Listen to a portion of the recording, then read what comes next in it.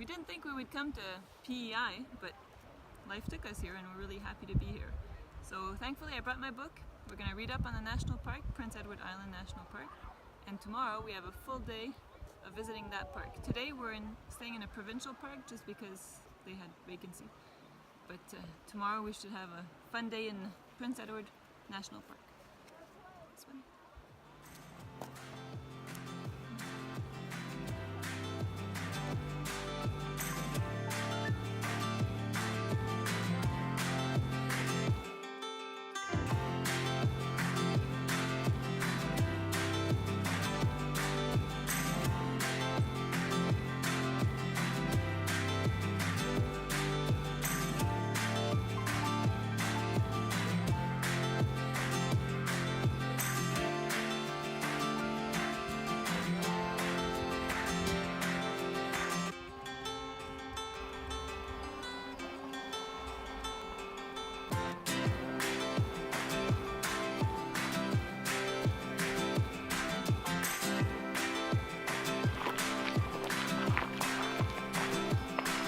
So we just tried to do Homestead Trail. It's, what time is it? 9. It's 9 in the morning. And the mosquitoes were ferocious. We walked for 2 minutes. 2 minutes in, 2 minutes out.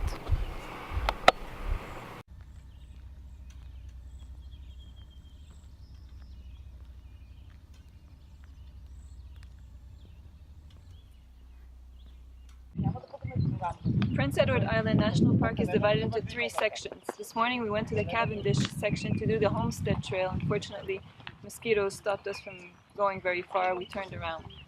Greenwich is the easternmost part, and it is the most well-preserved area of the entire national park. We're going to go see what that is. It has floating boardwalks, which we can't wait to show you.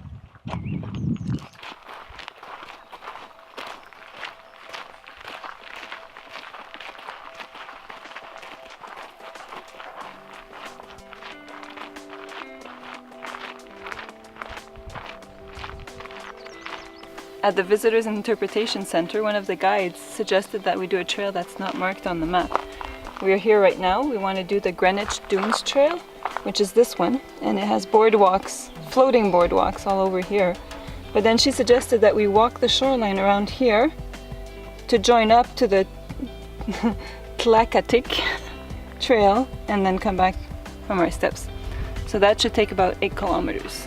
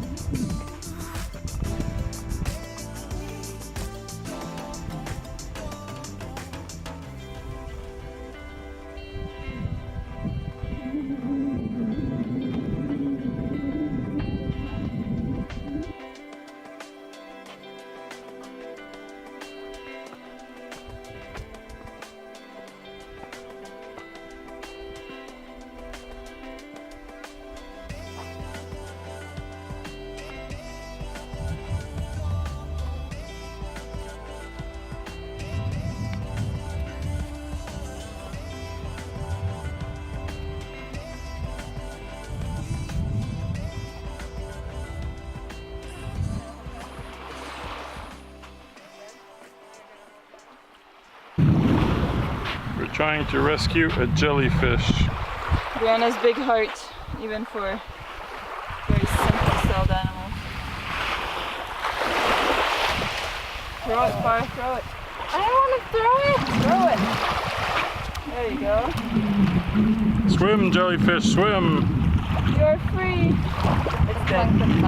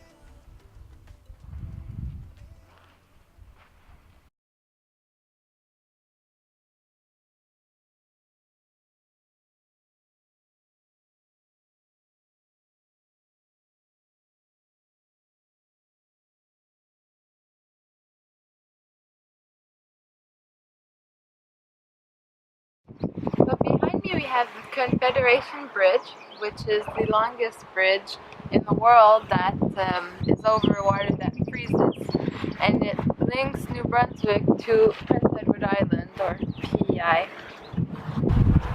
It took us 10 minutes to cross it by car, so it's very long.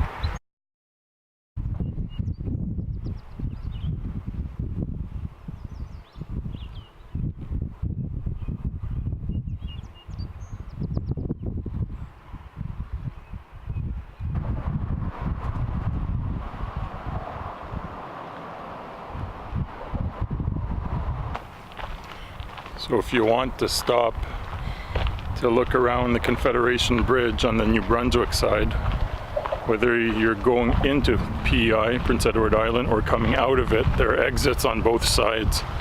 So it's possible to stop. It's worth it because there's a nice lighthouse and we can get nice pictures of the bridge.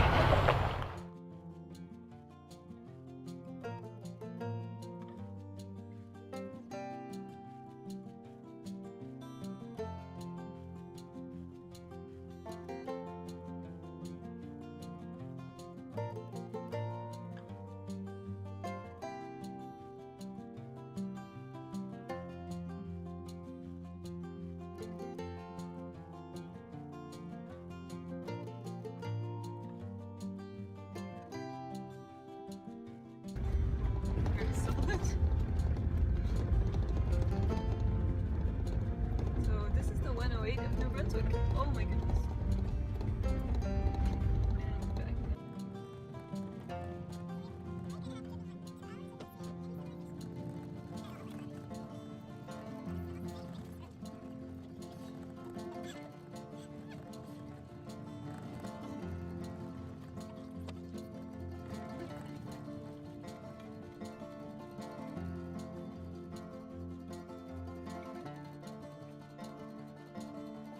Musée Automobile, the Automobile Museum for old cars. Oh, in Edmonton.